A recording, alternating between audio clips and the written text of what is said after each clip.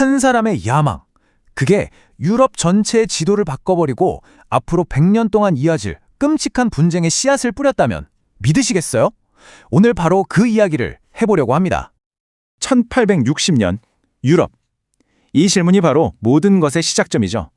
당시 유럽은요, 겉으론 평화로워 보였을지 몰라도 속은 정말 부글부글 끓고 있었어요. 새로운 민족주의, 제국들의 야심찬 경쟁, 뭐랄까 진짜 언제 터질지 모르는 화약고 바로 그 자체였습니다. 자, 이제 거대한 체스판이 딱 차려졌습니다. 이 판의 주인공은 두 명이죠. 당시 유럽의 맹주였지만 속으론 삐걱대던 프랑스, 그리고 그 옆에서 무섭게 치고 올라오던 신흥 강자 프로이센입니다. 프랑스부터 한번 볼까요? 나폴레옹 3세가 다스리던 이 시기 프랑스는 정말 유럽 대륙의 슈퍼파워였어요. 그런데 문제는 안에서 골고 있었다는 거죠. 노동자들은 계속 파업하고 여기저기서 불만이 터져 나오고 겉은 화려한데 속은 시끄러웠던 겁니다. 그런데 프로이센은 분위기가 완전 달랐어요. 군사력, 산업력 모든 면에서 막 힘을 키우고 있었거든요. 그리고 목표가 아주 명확했습니다. 독일 통일, 딱 이 하나만 보고 달려가는 아주 무서운 나라였죠. 기존의 판을 뒤엎을 준비가 끝난 겁니다. 그래서 이 싸움은 단순히 나라 대 나라의 대결이 아니었어요. 이건 완전히 다른 스타일을 가진 두 거물, 두 지도자의 자존심을 건 한판 승부이기도 했습니다. 자, 두 인물을 보세요. 정말 극과 극이죠. 한쪽은 내가 유럽의 수호자다 하면서 큰 그림을 그렸지만 정작 집안 문제 때문에 골치 아팠던 나폴레옹 3세. 그리고 다른 한쪽은 다른 건 다 필요 없고 오직 독일 통일이라는 목표 하나만 보고 달리는 냉혹한 전략가, 바로 철의 재상 비스마르크입니다. 비스마르크가 남긴 이 유명한 말, 문제는 철과 피로 해결된다. 이게 그냥 멋있으라고 한 말이 절대 아니에요. 이게 바로 그의 정치 철학, 그 유명한 레알폴리티크를 한 문장으로 보여주는 겁니다. 그러니까 국익을 위해서라면 도덕, 이념, 그런 건 다 필요 없다는 아주 무서운 선언이었죠. 그래서 비스마르크는 어떻게 했을까요? 그는 아주 치밀한 계획을 세웁니다. 독일 통일이라는 최종 목표를 위해서 마치 도미노처럼 전쟁을 하나씩 일으키는 그런 단계적인 시나리오를 가지고 있었던 거죠. 그의 3단계 계획 한번 보시죠. 1단계, 일단 가장 큰 경쟁자인 오스트리아를 외톨이로 만들어서 깨부순다. 2단계, 그 다음엔 프랑스를 교묘하게 도발해서 전쟁으로 끌어들인 다음 또 깨부순다. 그리고 마지막 3단계, 이 승리를 명분 삼아서 흩어져 있던 모든 독일 국가들을 하나로 쫙 모으는 겁니다. 정말 한 수 한 수가 계산된 거대한 체스 게임이었던 거죠. 그리고 이 전략은 무서울 정도로 정확하게 먹혀들었습니다. 보세요. 북독일 연방에서 시작해서 순식간에 거대한 독일 제국이 탄생하잖아요. 말 그대로 피와 철로 유럽 지도의 색깔을 완전히 바꿔버린 겁니다. 그리고 이제 마지막 퍼즐 조각이 남았습니다. 바로 프랑스와의 전쟁. 이게 왜 중요했냐면요. 흩어져 있던 독일 국가들을 하나로 묶으려면 공동의 적이 필요했기 때문이에요. 우리 모두 힘을 합쳐 프랑스를 무찌르자! 이걸 만들어내기 위한 그야말로 신의 한 수였던 셈이죠.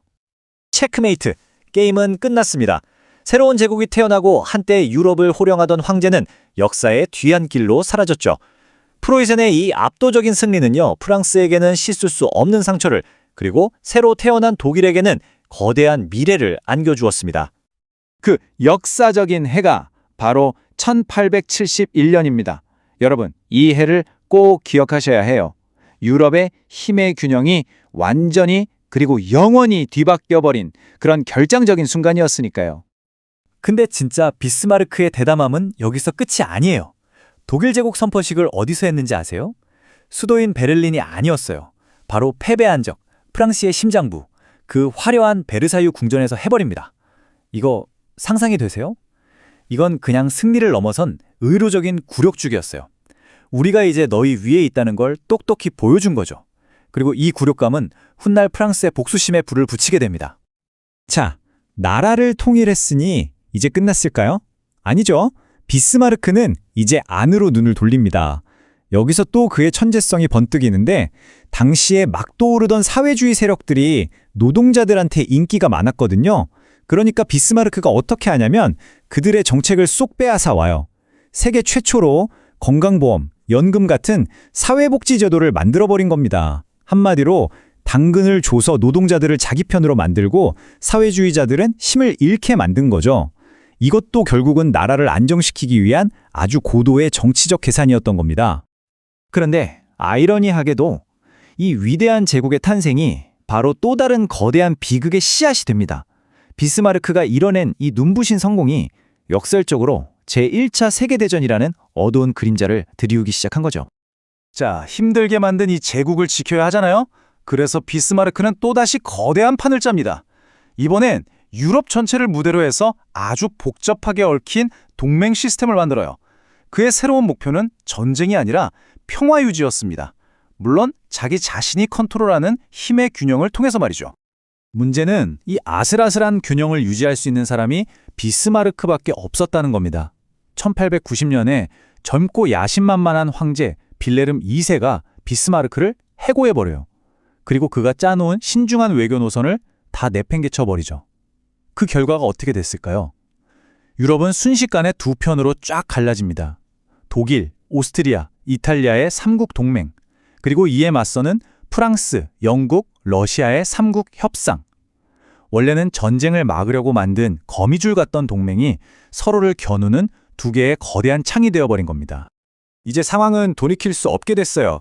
유럽은 서로 으르렁대는 두 개의 거대한 무장 캠프로 나뉘어버렸습니다.